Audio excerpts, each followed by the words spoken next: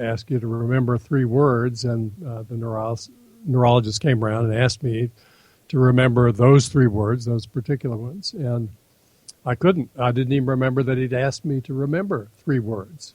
But then on the 4th day, I woke up and was completely normal, or at least by all outward appearances. I could function as I usually could cognitively. So I went home. I was doing fine for the next weeks, but I was scheduled to go back for a follow-up visit with the neurologist, and I was a little worried about whether I was going to pass whatever tests he had in mind for me. So I thought maybe he would ask me about the word test again. So I asked my wife if she could remember 3 words. So I gave her the three words I just thought up on the spot, which happened to be tree, box, squirrel. And 5 minutes later, I asked her about them. Try it. It's very difficult to remember them. She could not remember them. I could remember them.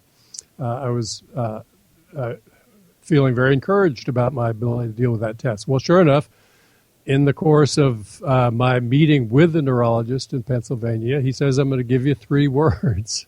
And he says, hat, shoe, pen. I want you to remember those words. I'll come back to them. I looked over at my wife. This had become a running joke in the family, the fact that I couldn't remember hat, shoe, pen when I was asked about them. And she had given me a Christmas gift box with a hat, a pen, and a tennis shoe in it as a memento. And so when he asked me 5 minutes later to remember them, I had a moment of panic. What on earth were they? And then I saw the Christmas box, and they sprang instantly to mind. I said, hat, shoe, pen. He said, yeah, you're fine. And he sent me home with a clean bill of health. Yeah, it's funny. The other thing that I noticed last time I took my mom to a doctor's visit, as we're sitting in the lobby, she must, because people are clever. And I know that her memory's starting to fade a little bit. And at 80, that's not uncommon. And we're sitting in the lobby, and she goes, what is today? And I said, it's Tuesday. And she says, what month and day? And I tell her. And she says, what year? And I tell her. She goes, okay. And a few minutes later, when we're in a doctor's office, he asked her, what day is it? And she goes, it's Tuesday. Because so she knew what to expect. Right. She knew she was going to be asked, and she knew that she didn't have the answers. So she found them out in time to be able to answer the questions. And, that's possibly a warning sign that the memory is failing, but it's also a sign of intelligence that she knew that she's got her stuff together. Right. So I was quite amused by that. But yeah, that 3-word test, if you get a little panicked, it's easy for that just to leave your mind and you think about something else. Yep. But that aside, I wanted to go into taxes, and apparently you are credited for coining this cute little phrase called expenditure cascades. Why don't you tell us about that? Yeah, the concept is actually quite simple. What's happened in the last 40 years in the U.S. and to a lesser degree elsewhere is that unlike the decades after World War II, when income was growing at about the same rate for everyone, rich, poor, middle alike, the last 40 years or so have seen almost all of the income gains accrue to people at the top of the income ladder. There are interesting reasons for that, but set those to one side. One consequence of that is that the rich are spending more on all the stuff that people spend money on. Why? Because they have more money. That's what everybody does when they get more money. And so the mansions are bigger. The wedding celebrations are much more expensive. The coming of age parties too. The diamonds are bigger at the top. The people in the middle don't seem angry or resentful about that. They want to see pictures. Where are the yachts? Where's the new mansion? I want to see footage. What's true though is that the people just below the top, they travel in many of the same social circles as the top earners.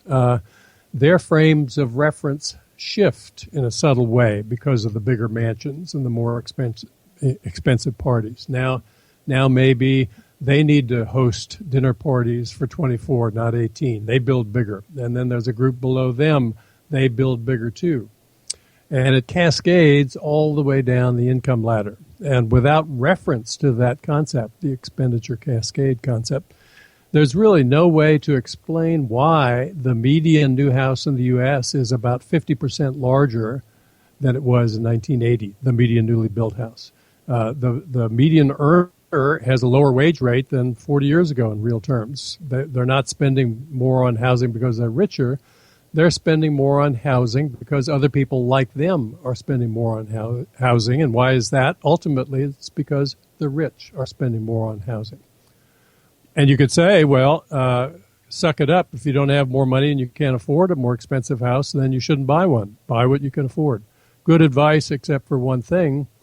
Unless you buy a house that's in the same price point as others like you, if you're the median earner, say, it's your kids who will go to below average schools in your area. The schools map very closely onto the house prices in the neighborhoods that they serve. If you want to send your kid to a school of average quality, if that's your goal, that's a pretty modest goal. If you're the median earner, we'd think less of you if you didn't aspire to do at least that well.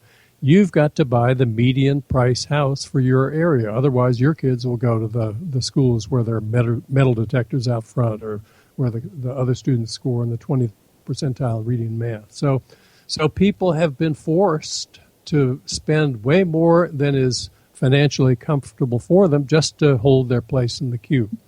Now that's wasteful. Yeah, and one of the lessons or talking points in my show, as I regularly encourage people to save 20% of their earnings for retirement. And one of the things I've always loved to do, with one exception where I bought a really fancy house, I've since then downgraded, is to try to find, like you said, that area where everything's nice and you've got great schools, but you find a reasonably priced pocket of smaller, maybe older houses inside of that area where you want to go to school. And those tend to be, quite blue-collar neighborhoods, and I get the best neighbors.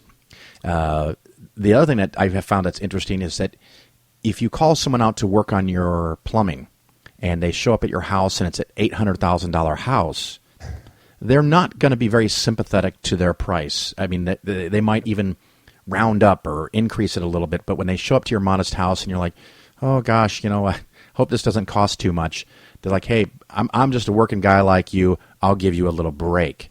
Right. And so the costs, amazingly, sometimes for repairs are cheaper, not because your house is cheaper, but because the person doing the work perceives you as having less income and being more like them, and they want to give you a better deal.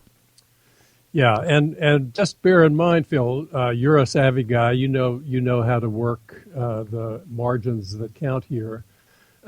Everybody could look for a house that's a bargain price in the school district that it's served by, but there are only so many houses like that to go around. It's like saying everybody can cut their food budget if they buy soup cans with dents in them. Well, there are only so many soup cans with dents in them. It's true if you're alert, that's you true. buy those, you can come out ahead. But basically, we're spending a lot more now because others around us are spending more.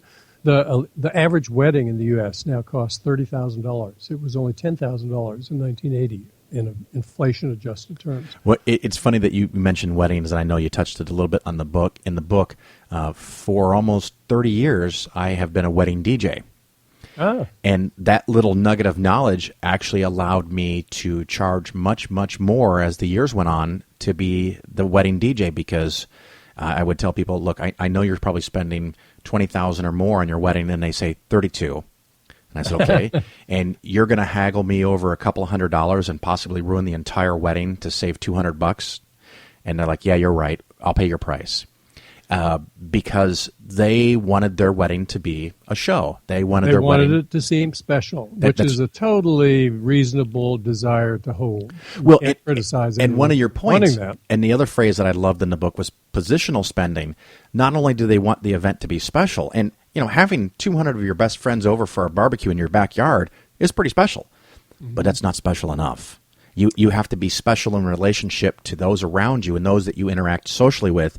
And you can't have a barbecue in your backyard if they are having a 4-string quartet in a nice luxurious banquet hall and a $50 a plate dinner and Exactly. a 24-foot limo. I don't even know if that's the right words to use, but you've got to match what you think they're doing despite all the money it costs you. And you get all these gifts that you may not even need or want. And if everyone gave you that money, you instead could have enough money on your wedding night, and they do this in other countries, to go put a down payment on a small house. Yep. And you've made a huge step to your financial safety and security for your entire life, but instead you have a $35,000 party. Yep. And that's the simple explanation is that it's okay to want special. We all want special for a special occasion, but special is a purely relative concept. Again, you can work the margins. If you're clever, you can figure out how to organize a party that will seem special on half that budget. But there's a limited supply of clever out there. Yeah. Others will have to spend more than $30,000 to have a party that seems special. So basically, the money that we've seen at the top of the income ladder has been spent in a very unproductive way on more expensive parties. The bar shifts. It just redefines what's necessary to count as special. And that's cascaded down all through the income distribution. Nobody argues that people getting married today and spending $30,000 are happier because of that fact than people who were spending $10,000 30 years ago. It's just like flushing money out to sea. It's money spent with no useful result. Now, one of the things that you proposed in the book, and I really want to dig into this, is a possible solution to some of this, and it's called the progressive consumption tax. And I wasn't, surprisingly, as much as I like to think that I know, particularly familiar with it, so I'm going to assume a large percentage of my listening audience has never heard of the progressive consumption tax. And of course, in the book, you talked about how it's different from the progressive income tax. So why don't you give us a rundown of how that might work and then tell us why it's a good idea? Sure. It's an old idea, really. It's come up periodically for discussion, but here's how it would work.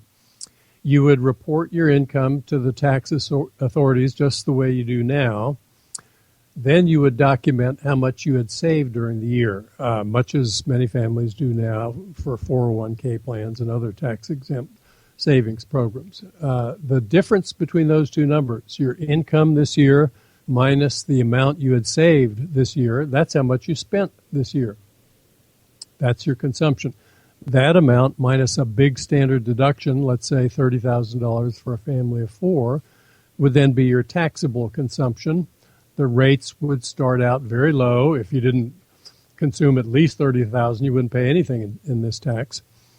So they would start low. The people in the middle would pay no more than they do under the current tax system. Once the total consumption gets very high up, if it gets beyond $1 million or $2 million a year, then the rate on the next dollar you spend can be very, very high without causing any ill effects the way a high marginal income tax rate would.